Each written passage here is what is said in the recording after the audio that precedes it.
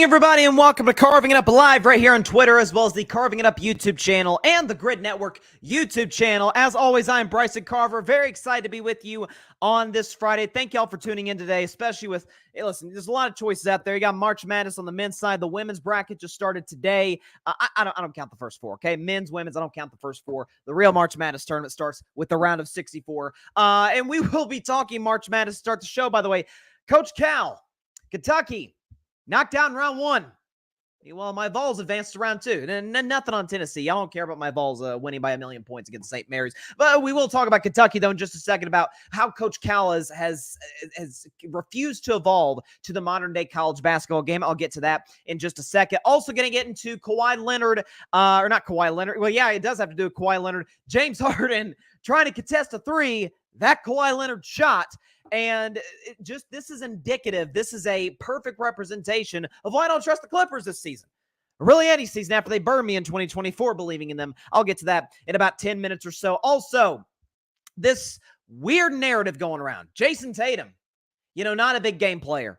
Not a guy you can trust in the clutch.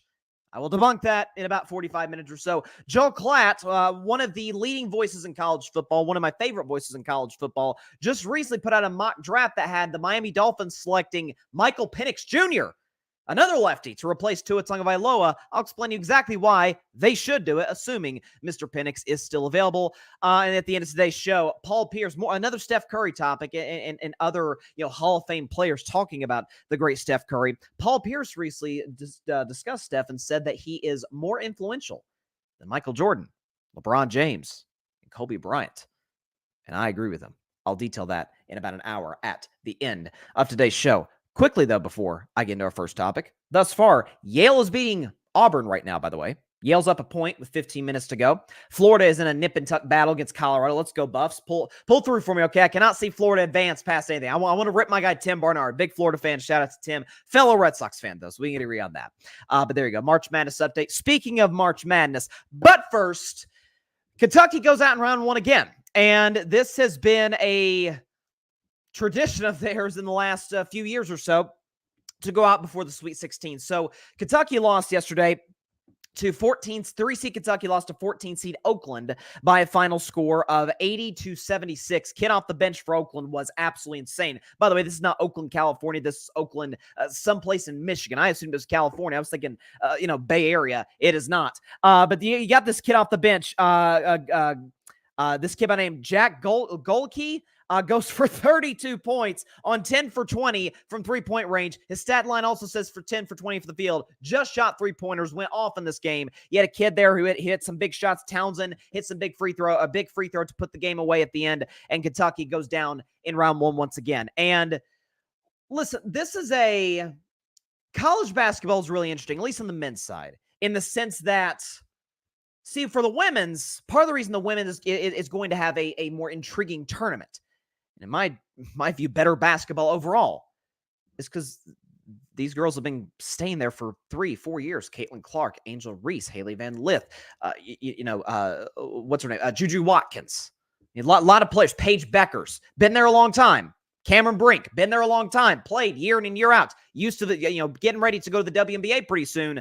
But they've been used to the system, with the same coach, with the same teammates. It's the very reason that Team USA tends to struggle a little bit, at least it did in the last Olympics, out the gates against France and all these other, countries who played together for years. Team USA, we just throw together our best players and hope we can come out with gold, which that's been the case every Olympics since 2008. Hopefully that continues this spring or this summer. For Kentucky, though, and really in all college basketball among powerhouses, generally don't have a whole lot of guys who stay till their senior year. Now, they did have that one kid, Reeves, who exercised next year of eligibility to stay with Kentucky. Kentucky had a great backcourt. They're part of the reason I picked them, because they were healthy, because up until the SEC tournament, they've been playing their best basketball of the year. I'm sitting up there thinking, timeout. I begin in the Final Four this year and taking on my Vols. Well, there went a fourth of my bracket up in smoke like that. So here's the thing that I'm really confused with Kentucky: the lack of tournament success. So we think of Kentucky as a one and done school. We think about going back to Coach Calipari's, previous days in Kentucky. Think about Anthony Davis. Think about Devin Booker, Karl Anthony Towns. We think about Malik Monk. We think about De'Aaron Fox. We think of Shai Gilgeous-Alexander. I mean, a lot of great guards have come from Kentucky in the last decade. Excellent guards into the NBA. One and done. These days, that's not really been the case in Kentucky. A lot of older juniors and seniors. Again, I mentioned Reeves stayed another year to go try and go deep into the tournament at Kentucky, as well as boost his own NBA draft stock. So at that point, it has to point to the head coach. Why does it point to the head coach? Well, we can show Kentucky ever since COVID, which changed a lot of things about a lot of industries, including college basketball. Here's Kentucky in March Madness. First of all, in 2021, we can show you the graphic right here. I'll read it off for those listening to the show. 2021, they didn't even make it. There were 7 games that are 500. They weren't a very good basketball team. 2022, they were the number 2 seed, got bounced in round 1. Last year, number 3 seed, bounced in round 2. Yesterday, 3 seed, bounced in round 1. We can show you another graphic right here. By the way, all graphics provided by Alfred Parsard Jr. of the Grid Network. Shout out to Alfred, my man. Schools with more tournament wins, just as many wins, if not more, than Kentucky since 2021. Abilene Christian, North Texas, Loyola Chicago. Remember Sister Jean? Shout out to Sister Jean. She is still around, man. Shout out to her. New Mexico State, Richmond, Furman. Great call by Kevin Harlan last year, by the way. Fairleigh Dickinson, who beat Purdue. Oakland yesterday, Duquesne yesterday, Oral Roberts, St. Peter's, Princeton, Florida Atlantic, all, those last 4, have more tournament wins than Kentucky since COVID ended, or the pandemic ended at least. Points to the coach. Whatever it is, and I'm not going to portray myself as a college basketball expert, really an expert in anything. I think anytime... for me to consider you an expert, I need to see, an extra degree or whatever the case may be, or a long line of work in your particular field in order for me to W as an expert. I'm no expert in college basketball. I'm a casual fan compared to that of my fandom of the NFL and in the NBA and college football. But when you look at other programs, UConn just keeps winning. Doesn't matter who the coach is. Doesn't matter what players they got. A lot of NBA players, obviously, UConn that are going pro next season. Doesn't matter who they got at UConn. Duke, they're still competitive even without Coach K, and they're really good at North Carolina still. New coach, doesn't matter. They're still productive there. And Tennessee, they bring in a transfer in Dalton Knecht, and he's the best player in college basketball, and Tennessee continues to. Now, can Tennessee go deep in the tournament? That's a different story. Go Vols. The sustained level of excellence, the ability to put the pandemic past them in the sense that it really added a lot of components as far as fifth-year seniors staying, or extra guys staying an extra year. It added the components of guys staying past their freshman season. One and done is slowly being weeded out because a lot of the best players in the draft are coming from overseas or coming from the G League. Now, there was some news out of G League saying that I think G League Ignite is going to be shut down, so that can change it a bit, turn the tides a bit, but Kentucky's got transfers. Kentucky's got one and done guys. Kentucky's got seniors. Still can advance. That's on the coach. And it's weird. I saw my man Colin Cowherd on FS1 this morning. I thought he was spot on talking about how Coach Calipari after the game is putting on his salesman hat, so to speak, right? Like, man, I just feel bad that the kids for Kentucky are going to be attacked because we lost early in the tournament. Nobody's going after Shepard or Reeves or anybody on your basketball team. They're going after you, coach. You're the common denominator in the last 4 seasons, in which, again, 2021, no tournament appearance at all. Kentucky was bad that year. And then the last 3 years, failed to even qualify for the Sweet 16. Meanwhile, you got mid-major schools that are getting multiple tournament wins, such as St. Mary's, who, beat Kentucky 2 years ago in the round of 64. Or I believe, round of 64. The inability to adjust. Coach Cal at this point is starting to remind me of a better version, to use a Tennessee example, of Butch Jones. Butch Jones was an excellent recruiter. He was the head coach of Tennessee football, 2 coaching stints before the current guy we got, Josh Heupel, who's excellent. Butch Jones could recruit. Remember Trey Smith? Trey Smith plays for the Kansas City Chiefs, really good, right guard for Kansas City. Yeah, number 1 recruit in the state of Tennessee. And in all of high school football, Butch Jones got him. Butch Jones got Josh Adams, got Alvin Kamara from the transfer portal. Excellent play. Derek Barnett, who just signed with the Houston Texans, was an excellent pass rusher for Tennessee. Broke Reggie White's sack record. Tennessee could never get past 8 wins. Butch was an excellent recruiter when he gave him the resources. So is Coach Calipari. The fact of the matter is, Kentucky, the problem is they're kind of stuck with him because A, he's got a lifetime deal where he can be the athletic director if he wanted at Kentucky, and B, his buyout would cost $33 million. I've been to Lexington, Kentucky. A lot of money there in the higher ups at the University of Kentucky. $33 million, still $33 million. So in a sense, they're kind of trapped. The best one and dones are either going overseas to the G League or to other schools who've been more productive recently. And now you got the seniors leaving.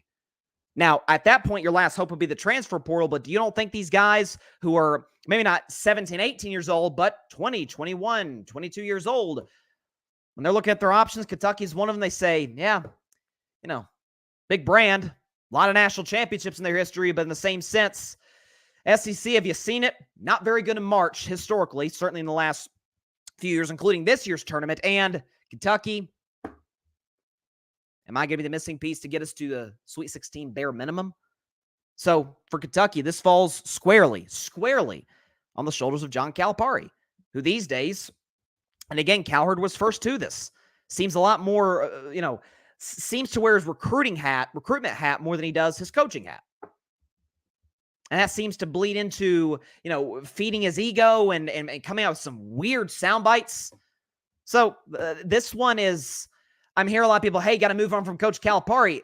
You can try. And by the way, Kentucky, of course, is a great job. Are you kidding me? It's one of the premier. Listen, if the Kentucky job freed up, so did the Kansas job. Let's say Bill Self retired at Kansas. Let's say you had some other coaches retired, other major school. Kentucky would be top 3. If not top 2, if not top 1.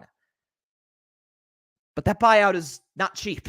And that could affect potential NIL. That could affect other sports, which we know the breadwinner at Kentucky in terms of their sports is men's basketball. But this feels like they're kind of trapped to a certain degree. And so going into 2025, I think the mindset for the college basketball media and the general public towards Kentucky is going to be, yeah, you can win the SEC. You can compete for the SEC title with Tennessee and with Auburn and with other solid schools in that conference. But at the same breath, your roster's talented enough this year, no question. Virtually everybody had Kentucky in their Final Four. I was one of them.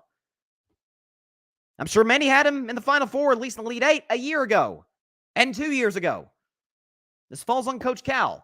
And the fact that he's sort of starting kind of deflecting this onto his players kind of says a lot about him. So I think I find some of those quotes by him very odd. Very odd. But I'd be lying, as much as it sucks to have a fourth of my bracket go down. And my bracket was doing pretty good. I think I was first 5 games of March Madness. I was feeling good about myself. And then freaking South Carolina blew it for me against Oregon. Kid for Oregon went for 40 points against his former team. But the Kentucky loss really screwed things up. But listen, shout out to Oakland. Their coach has been there for like 4 decades. You had the kid coming off the bench, dropping 32, 10 3-pointers, and then saying after the game, yeah, I'm probably not going to the NBA, right? I'm going to enjoy this time in my life. Because listen, a lot of these guys, they know they're not going to the NBA. And so this is the biggest stage they'll get playing basketball. They've been with their teammates for 3-4 years. Let's go out in style. That's why they call it the big dance. And so, but I will say this, if he's able to maintain this streak, and no matter, regardless of how far Oakland goes, if he continues to maintain this hot hand, I think there's a spot on Eric Spoelstra's bench in Miami. Eric Spoelstra loves his undrafted, small guards who can shoot. So we'll see. Let's see what we got in the comments. Oh, man, Patrick Brown coming with the heat. Kentucky Kittens. Yikes. Philip Chenault, Kentucky. Choke. Yeah, that's the word to use. Choke. I think it's the most overused word in sports. It is applicable here. Lord. Patrick Brown, Coach Cal's the Doc Rivers of college basketball. You know what? That's a pretty good comparison, Patrick. Because Doc Rivers won a title long ago in a galaxy far, far away in 2008 with Paul Pierce, who I'll talk about at the end of the show, Kevin Garnett, Ray Allen, Rajon Rondo, a loaded Celtics roster. And only difference is Doc Rivers has had multiple destinations since then. And by the way, another similarity between Doc and Coach Cal, kind of blame deflectors. I just mentioned Coach Cal. J.J. Redick was on First Take a couple weeks ago, who played for Doc Rivers, ripping him to shreds, for not taking accountability for a rough stretch that Milwaukee was going through. Patrick, North Carolina, Duke, Kansas, Villanova, UConn have all won national championships since Kentucky's lone title in 2012. UConn's won 2 since Kentucky's lone title in 2012. So there you go. Villanova's also won 2, by the way, but Jay Wright, who's one of the great coaches that I've seen. He said, Patrick also says, for Coach Cal to blame the kids. He's the head coach and didn't make adjustments to slow down Oakland's barrage of three-pointers. Yeah, it felt weird. Like Kentucky seemed like they were just backing off the three-point line, giving them the requisite space, and props to Oakland. They moved the basketball well. Obviously, again, the coach has been there 4 decades, doing something right. And again, well-coached team, older team. That's the thing with March Madness, that the teams to always pick in the upsets, regardless of whatever powerhouse they're playing as the teams. You got to research, okay, they got this many seniors, how many juniors, how long have they played together? Has the coach been there a long time? Those are usually, trendy picks for March Madness in order to get upsets. But yeah, that was the bracket buster thus far. I'll give little March Madness updates as we go on. Auburn's up by 7 over Yale with 11 minutes to go. Colorado, let's go. Colorado up over Florida, 68-63 by 5 with 11 minutes to go in that game as well. Texas A&M Nebraska is the next game to tip off. That'll tip off at 7 Eastern. A&M favored by 1.5. And by the way, here's another stat about Coach Cal, and a rough one for Kentucky fans. Since 1985, the 3 largest upsets of SEC teams, 2 of them are in the last 3 years from Kentucky. Against St. Peter's, 15 seed St. Peter's, they were 18.5-point favorites, lost. Yesterday, 13.5-point favorites against Oakland, lost. For those that are curious, the only other loss in that time span that it's comparable to the other 2, South Carolina 1997, 18.5-point favorites. They lost to Coppin State in 1997. Kentucky used to torch the SEC. Now they're making dubious history in terms of getting upset very early in the tournament. So, but as a Tennessee fan, I'd be lying if I didn't say, love it. Hate that my bracket got busted, at least, a quarter of it, but I love it. Go Vols. By the way, briefly, Tennessee, Texas tomorrow at 8 p.m. primetime television. When's that game? What's that game on? CBS, TNT, whatever. You got the Battle of UT. Tennessee fans, Texas fans have argued for years. Who's the real UT? Who's the real UT? I've never had a strong feeling on it. I get Tennessee's argument. I get Texas's argument. Tennessee's been around longer than Texas, but Texas has been, at least recently seemed to be recognized more for being UT. So, again, if you want to say this game decides it, especially with Texas joining the SEC this coming fall, hey, knock yourself out. And also Rick Barnes, by the way, coaching against his former team. I'm curious who Kevin Durant's rooting for. Because Kevin Durant played under Rick Barnes at Texas, is still tight with both. And by the way, is knows the kid, Dalton Connect, who plays for Tennessee, who is an NBA prospect if I've ever seen one. So there you go. Okay, let's transition now to make sure I got this right. Okay, let's transition now. Again, all graphics provided by Alfred Parso Jr. Shout out to Alfred. Does fantastic stuff here at the Grid Network. Los Angeles Clippers. Man, okay, so they beat the Portland Trailblazers the other day badly. Portland's not a good basketball team. They're in a rebuild. It takes time. Scoot Henderson. I still believe in Scoot, okay? Wemby was clearly the better prospect. Those that were arguing, hey, I think Scoot Henderson's going to be better than Wemby. Let's slow your horse. I still think Scoot's going to be good, but athletic point guards tend to not be the best player in drafts. Guys built like Wembanyama and being able to do what he's able to do, which... Newsflash, we've only seen one of those. It's Wemby. Those tend to be the best player in drafts. But that said, enough Trailblazers talk for 2024. Clippers blew them out. They should. They're a significantly better basketball team. But in the third quarter of this game, oh, Lord. Clippers going to be the Clippers. We can show you right here on Carving It Up on YouTube and Twitter. Harden dribbles up the floor, penetrates, help comes, kicks it out to Kawhi Leonard. Great pass by... What? We can show that again. Kicks it to Kawhi. Kawhi's wide open 3, and Harden contests. Kawhi misses the shot. Barely, I might add. Okay, that shot could easily went in. One more time. Okay. So some may look at this as an opportunity to roast the Clippers, which To a certain degree, I am, but that's not my overarching take. It's easy to just roast somebody. The internet's good for that. Some will look at it as, Clippers blowing out a bad team. Might as well have a little fun. You're on a road trip. You'd rather be in your own bed at home in Los Angeles. Like, I get that. Like, it's not a big deal. It's March. You move on. But James Harden's quote after the game, I found, maybe I'm reading too much into it, and I will openly admit that, but was ominous.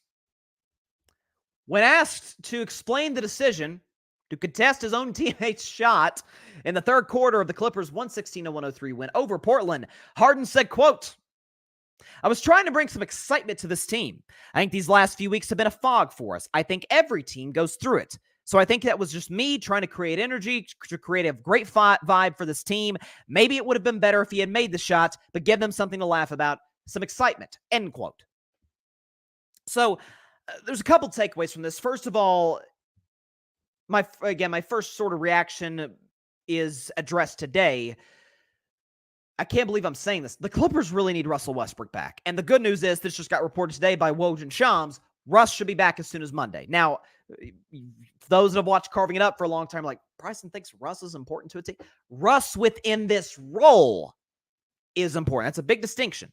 Because Russ, when he was the league guy, that was never going to win championships, even when Russ was at his absolute peak, which we saw in 2016, led 3-1 on my Warriors, and Steph Curry and Klay Thompson did Splash Brother things, and that was that. I mean, KD joined Golden State. But the leadership issue, because again, that's been something I pushed back on the last couple months. Like, I don't think in the modern NBA, heck, I would even argue in the past NBA, that leadership is, in this sport, in this league, is as important as it is in the NFL or in other sports, or in college football, college basketball, men's or women's. But Kawhi is not only not a leader, he's kind of aloof, kind of, from what we've seen from a distance, doesn't connect terribly well with his teammates. Not that he's a bad teammate, he's just a quiet guy. Or as he would describe in 2018, a fun guy. Don't know what Kawhi Leonard's idea of fun is, but that's for him to decide, not me. Paul George is a positive presence in the locker room. I would not consider him a leader. James Harden, we know for a fact, is not a leader. He's bailed on 3 basketball teams, really 4 to this point. So the leadership issue, Russ should be able to address that when he comes back. But the fact that this happens in a March game, month before the playoffs, Clippers are vying for playoff positioning now. They could face maybe Sacramento in the first round. You might want to avoid Denver until the Western Conference Finals. That's an idea. I think everybody's trying to do that. If Denver ends up the 3 seed, the 6 seed, I feel like last game of the regular season might tank the game, get down to the play-in tournament, be the 7 seed, gamble that you're going to win that game, and then not worry about Denver until, the conference finals, or be the 8 seed, depending on where you're at in the standings. You're jockeying for playoff position, you're going to win this basketball game. I understand that. And I have no issue with in-game fun in a blowout. I remember years ago, when during my Warriors 73-9 run, when Steph Curry, in the midst of a 402-3 made season, has a wide open 3 in the right lane, Andrew Bogut, who, mind you, is 7 feet tall with God knows how long of a wingspan, kicks the ball up to Steph. Steph is as wide open as you could possibly imagine, and the end result is not a surprise. Steph swishes it. But Bogut runs past Steph, holding up the 3 fingers like, I already know this is going in. That's different than, and by the way, with less airspace in this instance than the Steph instance with Bogut. Kawhi in rhythm, again, you got to recognize, Kawhi's played a lot of basketball. When he sees a point guard penetrating the defense, the help collapses, and he kicks to a wide open shooter in the corner, which is Kawhi. Kawhi's used to catching. Oh, okay, I got this. So I can take my time, go up on my normal jump shot. You have to imagine it throws him off a little bit to see his teammate coming across his face like, the hell's with this guy coming from? And Kawhi missed the shot, which again, we could do one more look at it. I think Kawhi makes the I swear I think Kawhi makes the shot if Harden doesn't. Because again, front of the rim kind of rolls out and the ball gets backed out to Harden. This to me shows it's the little things in life and in sports that kind of expose a lack of focus or attention to detail of focus. I mean, I saw UConn. I get college basketball, different culture, different game almost. But I saw UConn's head coach at halftime of their game. Again, they're beating their 16 seed UConn, the odds-on favorite to win the tournament. Up on the 16 seed by 1,000,000 points, and their head coach is pissed. Is just ripping his team to shreds to Tracy Wolfson on CBS. Like, man, we got to do this. That was a bad last 2-minute stretch.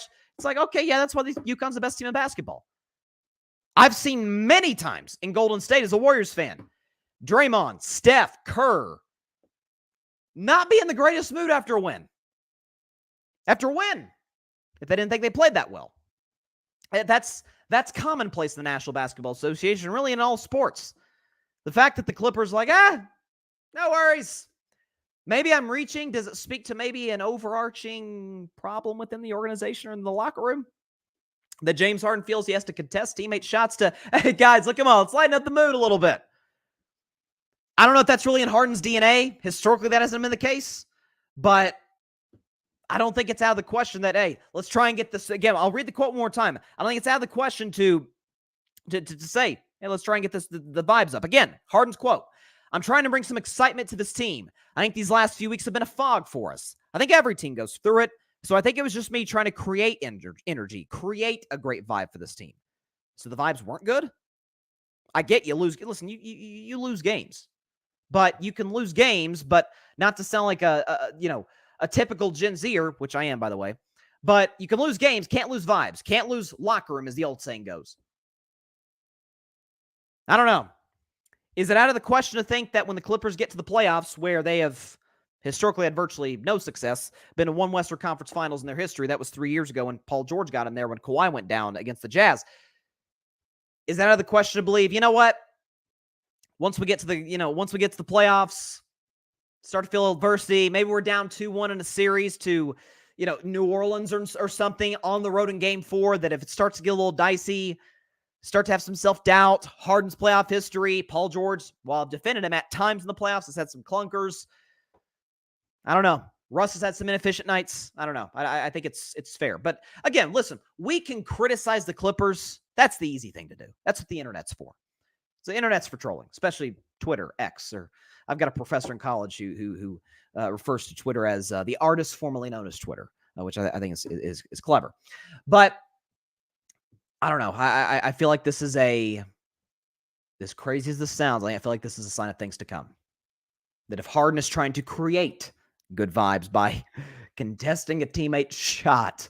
By the way, a teammate Kawhi Leonard, where we don't know where he is emotionally any given day, which, by the way, that's the case with any of us. I'm not going to be too hard on Kawhi because Kawhi is a guarded human being. Feels like an odd way to do it.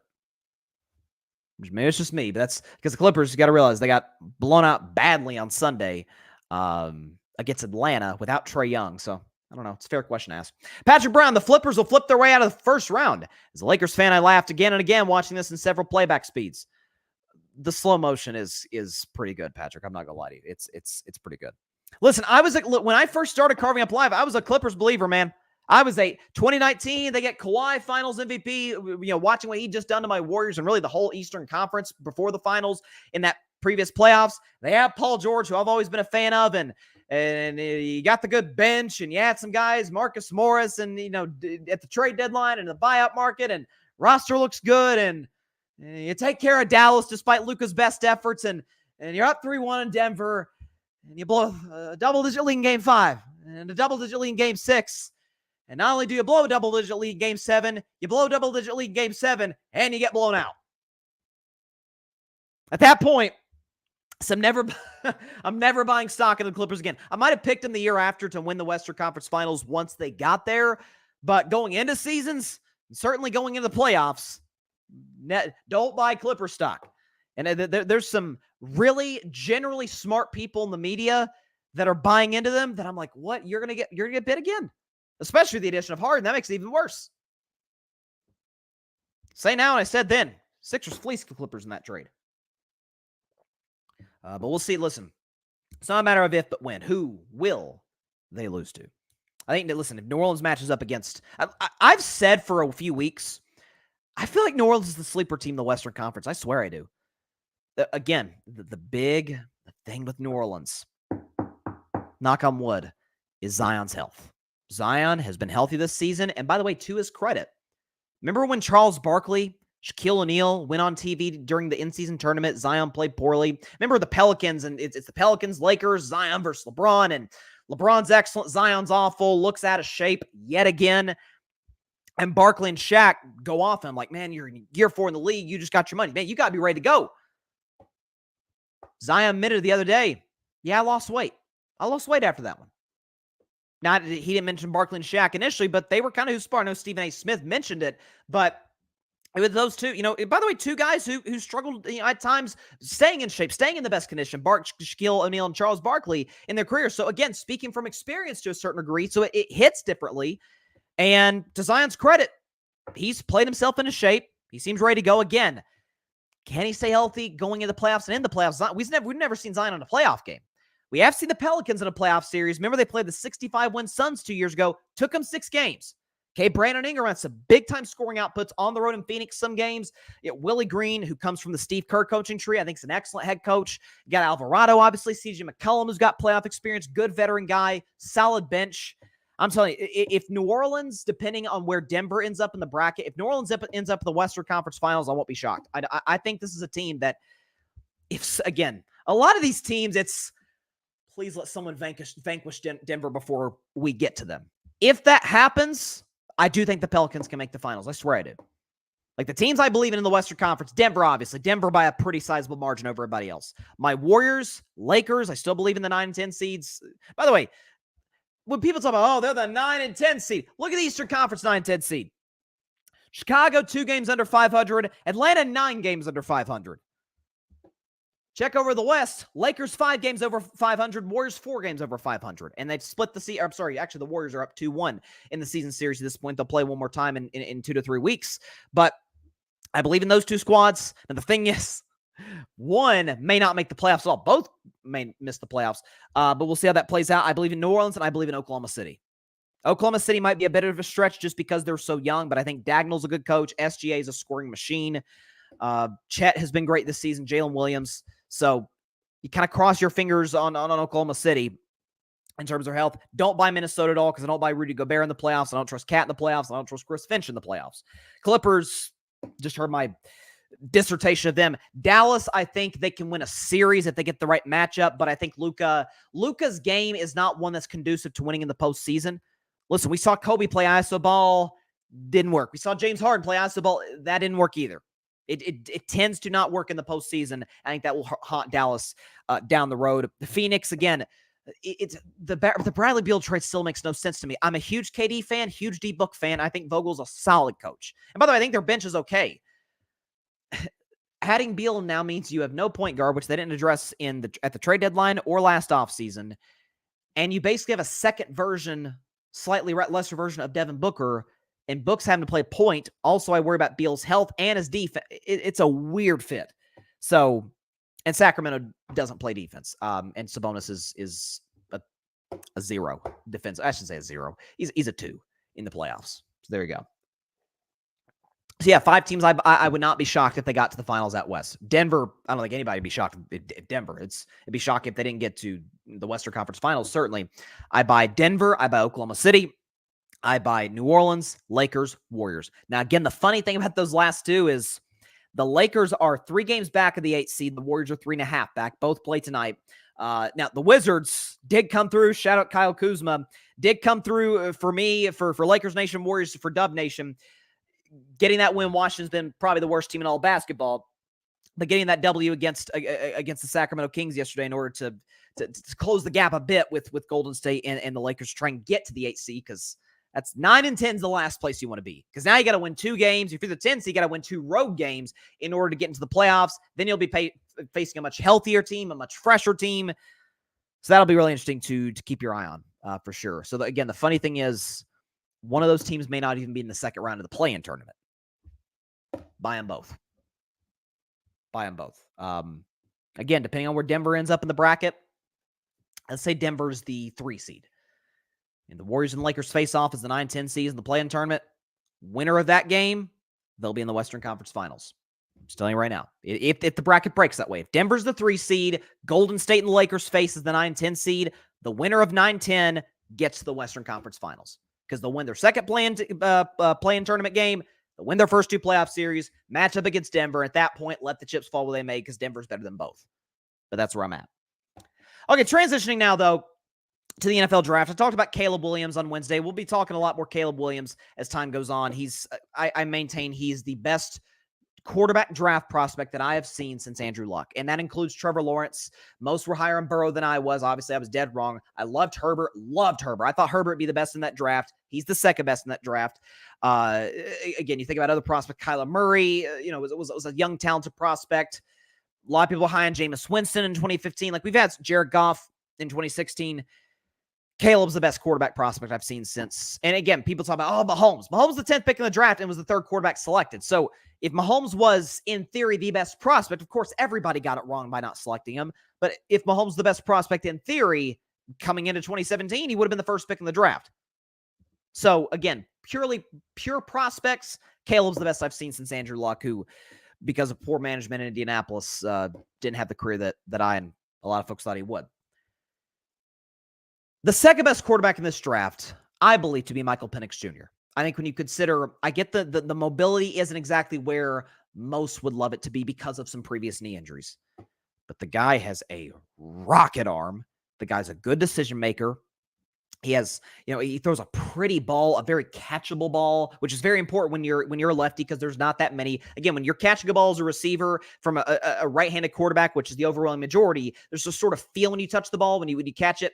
It's a little bit different with lefties. So you have that component. Again, accurate, good in the pocket. By all counts, seemed to be a good leader, good locker room guy in Washington last season. And again, in the toughest conference in college football, which was the now defunct Pac-12, Washington didn't lose a game and beat Oregon twice. So that matters. Again, you give a lot of credit to their roster. They have some excellent wide receiver talent.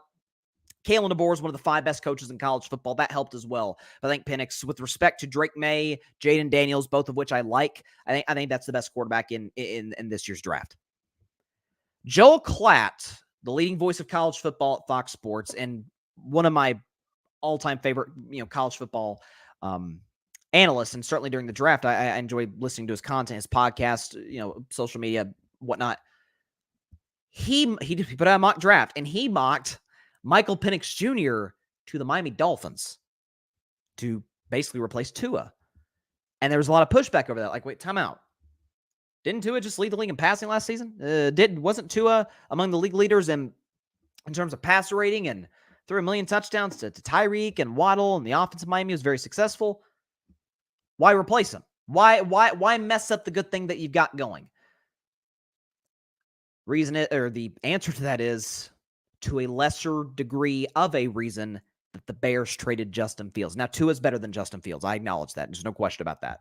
Although I do think Justin Fields' ceiling is higher. But when you have an objectively better overall prospect right there, and with an opportunity for you to take him, and you still haven't reached exactly where you think you could have reached, with the coaching staff you have, with the weapons that you have, you upgrade. You just do. You upgrade the quarterback position, the most important position on the field. It's what Pittsburgh did. Regardless of what you think about Russell Wilson and Justin Fields, they're both objectively better than Kenny Pickett. The Bears did that, upgrading from Fields to Caleb Williams. And if the Dolphins are in this opportunity, in this position, they should do the very same. I look at Miami's situation very similar to the way I look at San Francisco's situation. There's a couple of reasons for that. Number one, Mike McDaniel's from the exact same coaching tree, not just from the coaching tree, but obviously coached in San Francisco, was the OC under Kyle Shanahan for a time. And again, if you watch the way the Miami Dolphins run their offense, West Coast system, very similar, almost identical. If you look at some of their formations and their plays and their concepts to San Francisco, to Kyle Shanahan. Don't we look at both, be honest, and say, man, for Miami, you got Tyreek and Waddle, Raheem Mostert, Achane. Don't we look at San Francisco to a greater degree because of the talents on that roster? We see Debo. We'll see if Ayuk stays, but even if, let's just say Ayuk's gone, we see Kittle, we see McCaffrey. Jawan Jennings was a major factor in this past Super Bowl.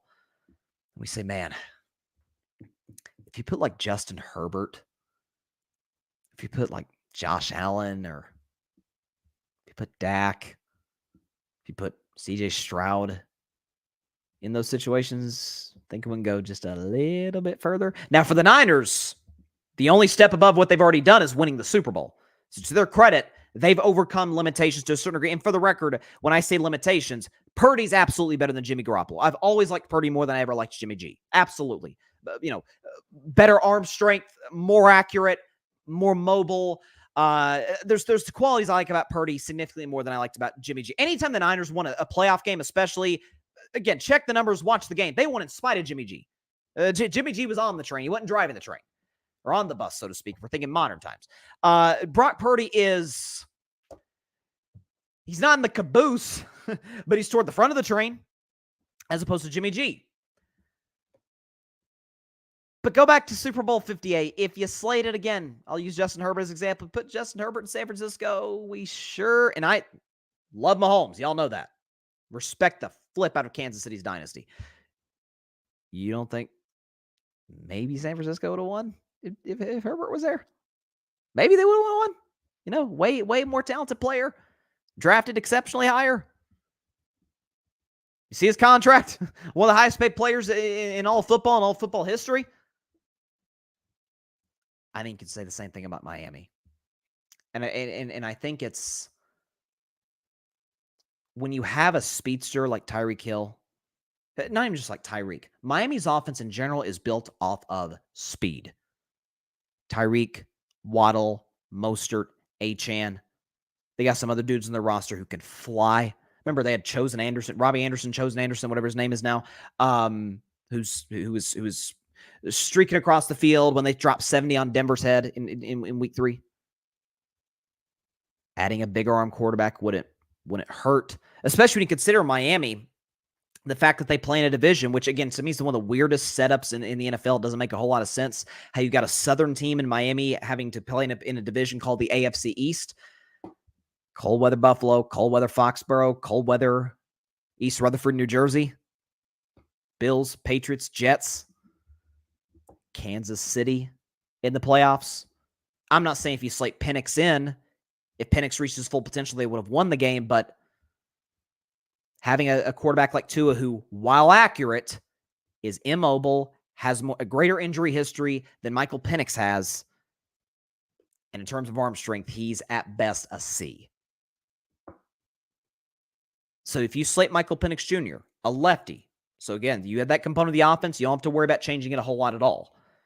You support him with a running game, you're able to keep Tyreek Hill. You're able to pay Jalen Waddle. You're able to pay some of your other guys who, again, Miami's lost some players in free agency. They just lost, their star nose tackle. You're able to upgrade the offensive line, go spend big on free agency, and reset the contract clock on your franchise quarterback. And by the way, you're telling me you couldn't get something for Tua? I can guarantee you get more for Tua than you got for Justin Fields. You're telling me Tua's not going to go for more than a conditional 6th-round pick or 4th-round pick? You go for a 2nd and a 4th? I don't think these. Again, it depends on the situation. If you're trading to a team that desperately, like, had Atlanta not signed Kirk Cousins, Atlanta might give you a 1st-round pick for Tua because he is much younger than Kirk and because the offensive weapons they have there that are already cheap. Somebody will pay Tua. Market value, considering where the market of the quarterback position is going, maybe not. But I don't disagree with Joel Klatt at all. Matter of fact, I completely agree with him. You slide in a left-handed quarterback with greater arm talent, not quite as accurate, but not that far off in accuracy. You can improve once you get to the NFL. Much better in the pocket. Has history with fast wide receivers in college at Washington. And you reset the salary cap. So you get to keep spending big in free agency. You keep Tyreek, you pay Jalen Waddle, and you go aggressive in free agency for the next 3 to 4 years. And by the way, like San Francisco, brilliant young offensive head coach. I think it makes all the sense in the world. Now, would Bo Nix, who I don't love, would Bo Nix be a better fit in Miami than Tua? I don't know. I think Tua probably fits better. Bo Nix is more mobile, but because Bo has been in college for so long, you feel like he might have come close to hitting a ceiling. I think Bo Nix might have started more games than any college quarterback ever at Auburn and at Oregon. So from a fit perspective of the quarterbacks, again, Caleb aside, I think Penix Jr. makes the most sense because I do believe he's the second best in this draft with respect to Drake May, who I think has all the potential in the world, as well as Jaden Daniels because of his athleticism. So if I were Miami and this comes to pass, I mean, ask yourself, with drafting a linebacker, drafting another defensive back or a pass rusher, do we really, even if they turn out to be a Pro Bowl player, do we look at Miami that much differently than we did the last couple of years? Where it's can't win in cold weather. And by the way, in a conference where all the great quarterbacks are in cold weather, Mahomes, Burrow, Josh Allen, Lamar Jackson, all cold weather quarterbacks. CJ Stroud plays in a dome. So you put him aside. But generally speaking, the great quarterbacks in the AFC all play in cold weather. And so if you want to go to their house and win the playoffs, again, Miami's best hope at winning a Super Bowl with Tua, get home field advantage throughout the playoffs. So basically, we have to be the single best team in a conference with elite quarterbacks littered everywhere. That in and of itself feels like a bit too much of an ask. Yes, they were in the number 1 seed hunt until they played Baltimore, until they played Buffalo twice. That was it. And they ran to the dynasty in Kansas City in frigid temperatures in which fans are literally, as we speak, having to get stuff amputated. Looked as comfortable as Miami does in 70-degree weather. Miami, of course, did not. So I think Penix would be a good decision for the Miami Dolphins. I really do. Because I think the system around him, a lot of being a great quarterback, unless you're just, again, a generational talent, is where you go. Even Mahomes, who's a generational talent, didn't hurt going to Andy Reid and inheriting Travis Kelce, Tyreek Hill. It didn't hurt matters. Now, knowing how great Mahomes is now, chances are he probably wouldn't have been great wherever he goes. But getting Andy Reid didn't hurt his situation. Getting Mike McDaniel, Tyreek Hill, Jalen Waddle, and Raheem Mostert wouldn't exactly hurt Michael Penix Jr.'s case. I'm just saying. By the way, the thing that I find really interesting, then I'll move on to Jayson Tatum, and I'm about to piss people off with my Jayson Tatum take. I could see it right now. Everybody on social media is going to get on me for this, but I love it. The last NFL draft comment briefly on Caleb. I think there's a lot of pressure, and I'm a Caleb guy. I think there's a lot of pressure on Caleb to be more successful this year than Fields was a year ago. Because hey, we just traded Fields because we expect you to be an upgrade. We're using the first overall pick on you. But also, Chicago's not the traditional number 1 overall pick in the draft where, like the Colts in 2011, Peyton went down, neck surgery, and they sucked. They went 2-14. They just so happened to be, had the first pick in a draft that has one of the most talented college quarterbacks ever, Andrew Luck. Oh, falls right in our lap. Here we go. Chicago's not in that situation where they just sucked. And again, Caleb happened to be in that draft, or they tanked, for example. No, Carolina's just horrible and horribly run and had a terrible offensive line and defense couldn't. And they get Caleb Williams. So they trade for Keenan Allen. They add DeAndre Swift. They already had DJ Moore, who I've always loved.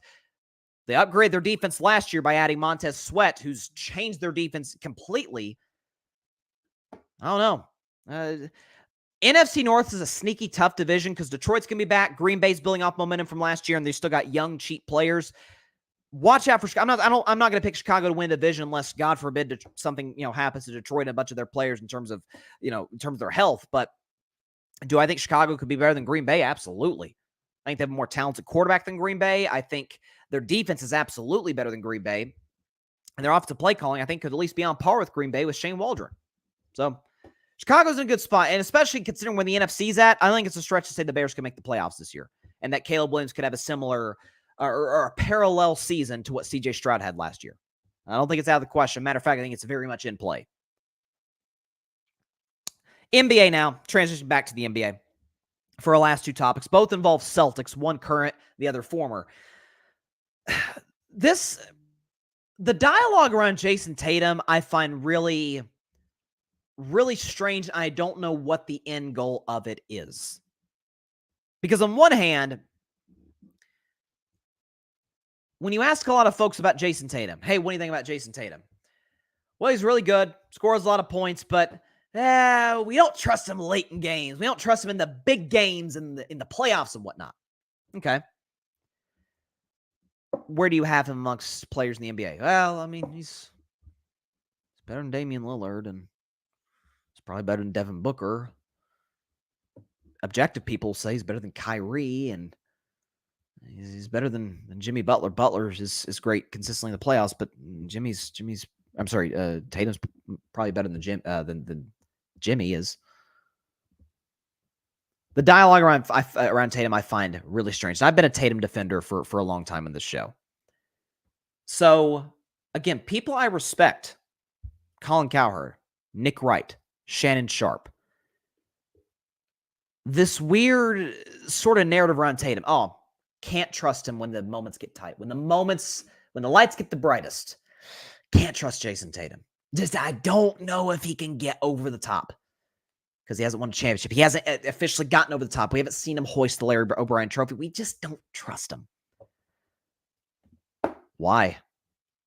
First of all, and LeBron sort of alluded to it on the podcast with JJ Redick, he is just turned 26, and most of the greats, Michael Jordan, LeBron James, don't win to their late 20s. Steph Curry, late 20s. Like, most guys aren't Magic Johnson and, inherit Kareem Abdul-Jabbar and win a championship their first season in the NBA. That's not the norm. But this narrative around Jayson Tatum, you know what? Can't trust him when the moments get brightest. When the lights get the brightest, rather. Okay, let's look at Jayson Tatum's playoff numbers. Let's check those out, okay? Again, all graphics provided by Alfred Parsar Jr. Shout out to Alfred. Okay, so Tatum in the playoffs, okay? I'll read off the podcast audience, those listening. About 23 points per game, 7 rebounds, 4 assists, shoots 44% from the field, 36% from 3, 83% from the line, and he has a playoff record of 52-42. Playoff numbers, fine. Get 24 points, but not terribly efficient. Again, most players' efficiencies come down in the playoffs. Most guys aren't Jordan and LeBron in that regard. So that's the norm.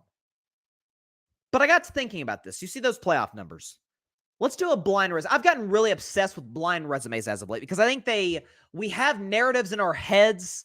We have preconceived notions on certain guys, and then when we look at it, from a purely data perspective, with context, by the way, it's like, oh, I feel differently about this. So you see those numbers. See Tatum on the left, mystery player on the right. So Tatum beats this guy in virtually every statistical category outside of field goal percentage. And again, that's it. They're tied in assists. Free throw percentage, Tatum slightly better in. Playoff record, much better in. Mystery player is Jimmy Butler. Tatum beats playoff Jimmy. Playoff Jimmy, man. He's good in the regular season. He steps it up in the playoffs, and his numbers are less than Jayson Tatum, who I've heard can't step up in the big moments. Interesting. Well, the biggest game in sports, the great Bill Russell said it himself, the late, great Bill Russell. 2 biggest sports are Game 7. Well, Jayson Tatum in Game 7 can't be good, right? Yeah, Jayson Tatum in Game 7. I mean, you can't really trust him, right? Let's look at Game 7. Jayson Tatum numbers in that spot. Averages 26 a game, 9 rebounds, 5 assists, shoots 47% for the field, 48% from 3, 81% at the free throw line, and he's won 5 of the 7 Game 7s. It's pretty good, right? Jayson Tatum has come up big in the playoffs. Let's look at him compared to another blind resume. Let's compare him to another guy who, again, comes up big in the playoffs. Tatum's Game 7 numbers are either better or identical to across the board, and wins way more in Game 7 than this other player. Can we reveal who it is? Kawhi Leonard. Tatum averages more points, just as many rebounds, more assists, better field goal percentage, way better three-point percentage. Not as good at the free throw line. Kawhi is basically a point above him at the free throw line. Tatum's 5-2 in Game 7. Kawhi's 3-3. When we think about Kawhi, hey, he hit the shot against Philadelphia, the Game 7 shot. Dropped 41 in that game. Dropped 41. Still has lesser averages than Tatum.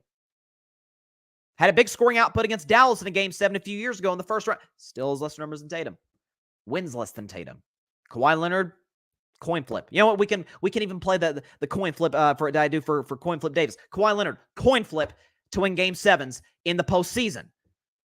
Jayson Tatum, pretty good bet. 5-2. This last one's really going to piss people off. Jayson Tatum doesn't come up big, right? Let's think about elimination games. It doesn't get much bigger, more pressure than that, where you are on the verge of going home. You lose, your season's over. How's Jayson Tatum doing in that situation? Really good. 26 points, 8 rebounds, 6 assists, shoots 44% from the field, 38% from 3, 83% for the free throw line, and he wins about 65% of the time. He's 11-6. Let's compare Jayson Tatum to a mystery player, where Tatum, literally better across the board. More points, more rebounds, more assists, shoots better from the field, shoots better from 3, shoots better from the free throw line, and wins significantly more than mystery player. You ready to, you just hold on to your seats, okay? Ray, know who this player is? Kobe Bryant, who I believe to be the 4th greatest basketball player ever. But Kobe, you ask anybody, who you want taking the last shot all time? Some will say Michael Jordan, and others will say Kobe. I always trust Kobe hit the game-winning shot, which, by and large, usually the case. Elimination games, season on the line, back against the wall, historically, Tatum's the better player. Now, is Tatum Kobe? Of course he's not Kobe. Not all time, and certainly. Is he him in terms of his overall skill? Of course he's not Kobe. But in that particular instance, when Tatum allegedly doesn't come up big, he's better than Kobe Bryant in that situation, who everybody acknowledges is a clutch basketball player. He's better in Game 7s than Kawhi Leonard. We could show the stats right there one more time. Better than Kawhi Leonard. In the playoffs. Jimmy Butler's better than... No, Tatum's better than him in the playoffs, too. Yeah, but Jayson Tatum hasn't won in the finals. Okay. He's been in the finals one time. He happened to face Steph Curry, little-known player. Maybe you're a fringe fan. Maybe you've heard of Steph Curry. He's pretty good. Got outplayed by Steph. Newsflash, most do. Most do in the postseason. Most do lose to the Golden State Dynasty in the playoffs. Usually it's LeBron who has to knock them out. He's lost to LeBron as well in the playoffs, 2018. Oh, I don't know. He was 20 years old. LeBron was literally peak LeBron. I think 2018 is the best LeBron we've ever seen with respect to 2013 LeBron. Taking a horrible Cavs team to the finals. Tatum was 20 years old and took the series to a Game 7.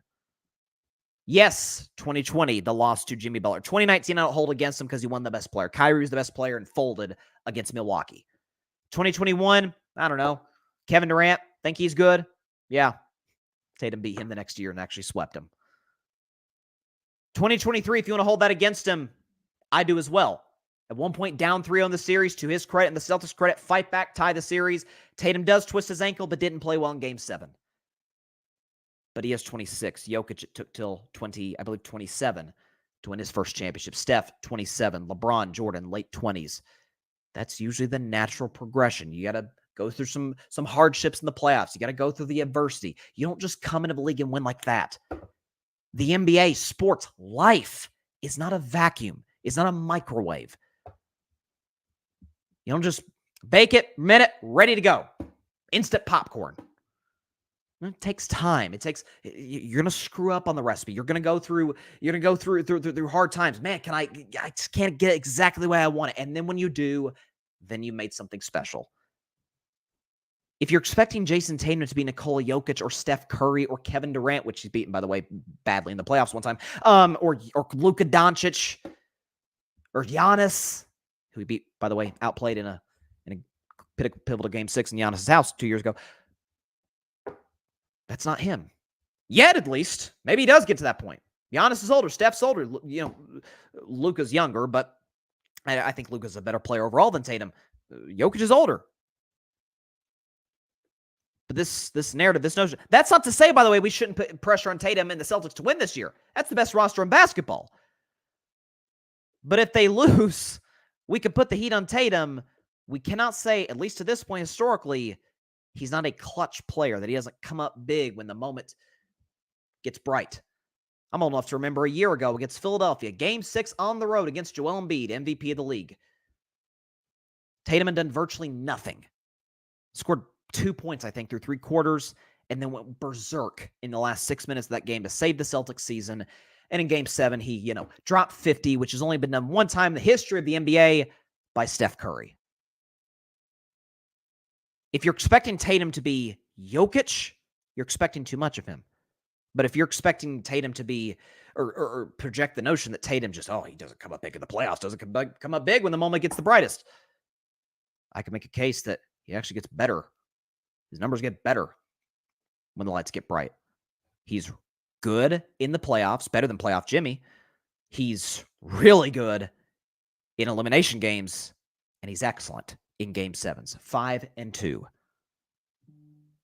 Again, the Jayson Tatum stuff, again, I find it very weird, the overall outlook on him and his game, and he's better in elimination games than Kobe, who we all agree is clutch. He's better in elimination games than Kawhi.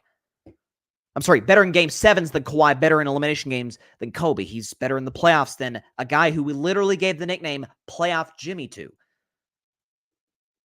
Yes, the Boston Celtics should win the Eastern Conference. I believe they will. Picked them to win the East before the season. But this idea that Tatum's not a playoff performer is ludicrous. It's ludicrous. It's again, Jim. Well, he doesn't have any rings. Neither does Jimmy Butler. We call him Playoff Jimmy, don't we? I think those things got to matter. Checking in on March Madness. Did Florida lose? Please tell me Florida lost. Oh, shoot. Yale might be about to beat Auburn. Oh, I know Chuck ain't going to be happy about that. Colorado beat Florida. Man, SEC is floundering in the tournament. That's what they do, man. Colorado knocks off Florida. Hey, Tim. We chomping here? We chomping? Get them Gators out of here, man. Come on. And Yale is up 4, 13 seconds left. About to beat Auburn, it looks. Okay, well, never mind. Actually, I'm going to kind of watch this game too. This is always the fun part about carving it up during March Madness, during the first round of March Madness, is when the games are going on. I'm trying to kind of half watch, half, as far as the women's side of the bracket, because that did start today. We'll see. Bama's up 12 on Florida State after the third quarter. Baylor's up 7 on Vanderbilt.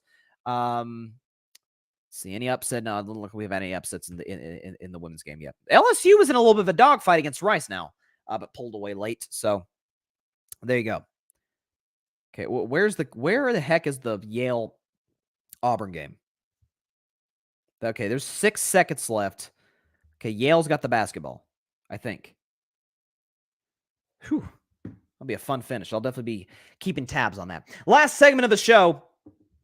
Sticking with Boston Celtics, and in this case, Paul Pierce, who is joining Undisputed now, reportedly. And I've seen some clips. We're actually reacting to a clip. Paul Pierce talking about Steph Curry. And he caught a lot of heat from this. Now, full disclosure, given comments Paul Pierce has made in his post-playing career, I don't know what his agenda is by saying this. I agree with him. I don't know if we agree for the same reasons. Or not the same reasons as far as just purely basketball, but we know Paul Pierce has done nothing but trash LeBron. He lost to Kobe in a finals. He did beat Kobe in a finals, but lost him in 2010, got outplayed in 2010. So does that factor in? This is the Lakers-Celtics thing. And then MJ, listen, Paul Pierce, the same guy who said he had a better career than Dwayne Wade and was a better perimeter shooter than Klay Thompson. So a lot of the stuff Paul Pierce says, you got to kind of ignore. I agree with him here, however. And this is the funny. Holy smokes. Auburn shooting free throws to tie it. Hold on. I don't normally interrupt my show to watch basketball. Oh my goodness. Auburn player just missed the first free throw. Oh boy. Well, that's big because they could have tied it at the line. Here we go. And then we'll play the Paul Pierce clip. I'm just curious to see how this ends. And this kid, Trey Donaldson, 83% free throw shooter. Second free throw on the way. I didn't think I'd be doing play-by-play today. He missed that 2 offensive rebound and another block. 2 seconds, 3, no good. Wow. Yale just beat Auburn. Holy smokes. They're mobbing everybody in the court. That is insane. Auburn had 3 chances there on the offensive rebound to either tie it or a 3 at the end to win it. Wow. Again, brackets, bust it. See ya. I mean, I had Auburn going out in round 2, but still, that is a man. So, by the way, we can show the graphic from earlier. Teams that have won just as many, if not more, games than Kentucky since 2021. See the list of teams there. We can go and add Yale to that. Holy smokes! Okay, so Yale advances. Bruce Pearl, Auburn, SEC tournament champions, out of the tournament. Florida out of the tournament today. Let's go. SEC is really, really crossing their fingers on Tennessee and Alabama right now. I think those are the only SEC teams left, right? Check real quick. Again, this segment totally went off the rails. I'm just curious now. So looking through Bama, Tennessee. Yeah, that's it. Bama, Tennessee, last teams left. In the SEC in the men's bracket. That is unbelievable. Man, did not see a Bruce Pearl team going out to an Ivy League school in round 1. Didn't have that on my bingo card, but hey. That's why they call it March Madness, man. That's what's great about this tournament. I imagine Chuck isn't exactly thrilled. Okay, shifting gears right back around to where we were talking about Paul Pierce. So Paul Pierce was on Undisputed, which you seen the ratings for that show? Yikes. Like literally every show on FS1's growing except for that one. Point is, Paul Pierce was talking about Steph Curry. And, you know, we'll go and play the soundbite for you. Here's Paul Pierce on Steph Curry. Steph influence, and hear me out, Steph's influence on the game of basketball, he's influenced NBA more than LeBron, one, Michael Jordan, and Kobe Bryant. Because now I go to the gym. I watched the Celtics game last night. I think the first 10 shots were three-pointers. Everybody think they can be Steph. All the kids now around America believe they can be Steph. If you can shoot the three and you're about 6'2", 6'3", they know they can't be Jordan. No. They can't be LeBron. They can't be Kobe. They believe he's given his influence is so huge, you can believe you can become Steph and make it if you can knock down and catch fire from three. So I go to the gym and I play pickup games and everybody's shooting a three. So what other player has an influence on the game of basketball like Steph? And that's why I said his influence on the game of today. Who's the most popular girl player in college? We know her, Caitlin Clark. Mm-hmm. What does she do? Plays like Steph. And so in saying that, I just believe his influence is just of a huge magnitude, probably one of the biggest influences on the game that we've ever seen, the way he's changed the game. So I do agree with LeBron on his influence with the way he shot the three. So that's Paul Pierce on Steph. So I just checked this, and it's fascinating. And again, we've heard the stat before about 3-point attempts per game and all this, and you know how Steph is sort of influenced in that regard. The thing that I find really interesting, so I think most agree that Steph has been more influential to basketball as a whole than the late, great Kobe Bryant. I think we generally agree that he's been more influential to basketball than LeBron. I think LeBron's been really influential in terms of player empowerment, in terms of the decision to go to Miami, basically sitting up there saying, okay, if the team that drafts you can't put a team, you know, worthy of contention around you, get out. Go to a team. Go to Miami. Go to Pat Riley. Kevin Durant. Go to Bob Myers, Steve Kerr, the well-run operation that's Golden State. Go to Jimmy Butler again. He went to Pat Riley. Go to these well-run franchises if you have the opportunity to do so. Loyalty, be loyal to the right things. Be loyal to yourself at some point or another. Be loyal to your legacy. Be loyal to rings. The Michael Jordan thing, though, is interesting. And it's the one that I think you'd have the most disagreement about. So first of all, the Jordan zealots, man, they are strong. They're as strong, if not more so, than the LeBron ones. I consider myself a LeBron fan and a guy who thinks he's the greatest player ever. I do not consider myself a LeBron zealot, the way, you know, MJ guys are and the way LeBron guys and gals are. Most people point to, well, the Jordan shoe, Jordan brand. I mean, heck, you see freaking college football players wearing Jordan on their chest. Jordan has cleats. Jordan has, again, obviously basketball shoes. Jordan has general footwear and again, clothing, apparel, the whole bit. Isn't that more impactful than Steph is to basketball? Well, if we're going to talk about if Jordan's more influential in terms of just a figure himself, obvious. Jordan's the most influential player ever, if that's the discussion. But if we're talking to the game of basketball individually, it's Steph. It's absolutely Steph, and it's nothing but Steph, if that's the discussion. The way Jordan plays did not change basketball. You had guys trying to emulate Jordan, most notably Kobe. You had smaller guards like AI sort of mirror Michael Jordan, obviously without the high-flying aspect of his game. But Paul Pierce said it. Celtics, and the other night, again, the game he was referring to, I believe it was their game against the Milwaukee Bucks on Wednesday that they won. First 10 attempts were three-pointers. That's Steph. You see the college attempts per game prior to Steph's run? You see Caitlin Clark? You think Caitlin, with all due respect, and I'm a massive Caitlin Clark fan, is Caitlin Clark taking those shots if Steph Curry doesn't do what he does? Probably not. Sabrina Escu, same thing. Trae Young in the NBA. Damian Lillard. They taking those shots if Steph didn't take them and make them consistently? Probably not. I think we often Again, we talk about, Steph changed the game. I don't think we recognize how much he did it to the degree that Paul Pierce is talking about. Again, Paul Pierce misses often. This is not one of those times. Go to the gym. Go play pickup. Go play at the local Y. A lot of threes. A lot of go play at the Y. Go play. You see AAU, see college, see high school, see the NBA, see the WNBA. It's threes, and it's a lot of threes, and they're coming at high volume. Sometimes the detriment of their team because everybody's trying to be Steph, and newsflash, there's only one of those, and he plays in Golden State. But I talked about this on Wednesday about how not even just the shooting, because obviously everybody acknowledges he's the greatest shooter ever, but his impact on guys around him, in the sense that we talk about Sean Livingston's career was over before he went to Golden State.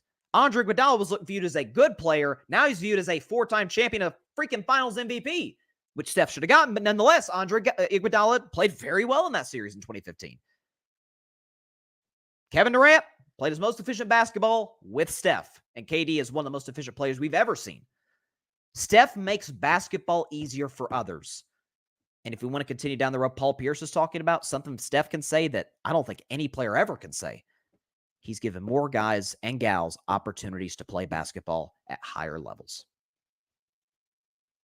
If you're 6 feet tall, if you're an undersized guard, male or female, you're not going to be dominant down low. You're just not. You're probably not going to be a lockdown defender. You're just not. Genetics are working against you. But if you can shoot, you'll find your way on the floor. If you can shoot consistently and very well and from very deep, defenses have to game plan around you. Again, add a handle to it, which again, that's the key. If you have a handle anything close to Steph, then you're really dangerous. Then you'll make a lot, not just get to the next level, make a lot of money at the next level, get a lot of endorsements.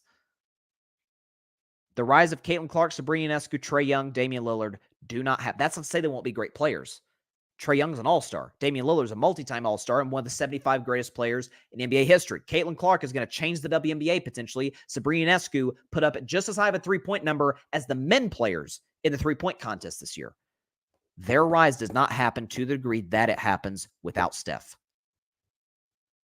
He's given people more opportunities to play this game. That is more impactful than selling a shoe or selling a brand in general. If we talk about who's the bigger figure, Steph, Jordan, not even close. It's MJ and everybody else in that regard, which is why I really hate that some people add that to the GOAT debate. You can make the case Jordan's the GOAT without even mentioning Jordan Brand. Because if we want to do that, if LeBron goes on to be a successful team owner, it is, again, LeBron's already a billionaire. If LeBron goes on to be a great team owner and is like I don't want to say Jerry Buss, that's a pretty high bar. If he ends up being the Joe Lacob, in terms of ownership, being as successful as Joe Lacob has been in Golden State. If he goes on and wins 3 championships and LeBron fans come on, see, that's why he's the GOAT. No, it's not. That has nothing to do with his playing career. It has a lot to do with his intellect, his ability to put the smart people in positions to make decisions, but doesn't impact his GOAT debate. Same the case with Michael Jordan and the shoes.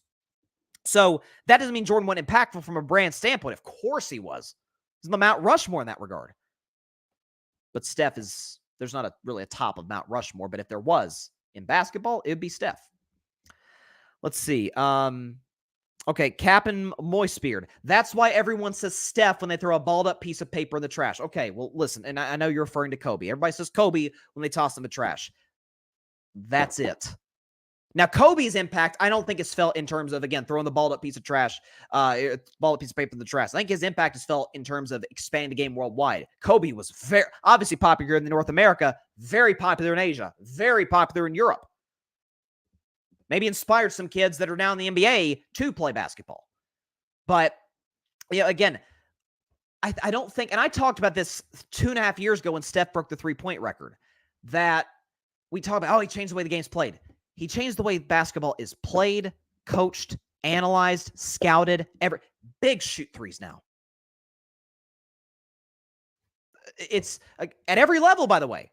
Like, again, Giannis is the only big in today's NBA that can be successful without a three-point shot because he's a monster down low and in transition.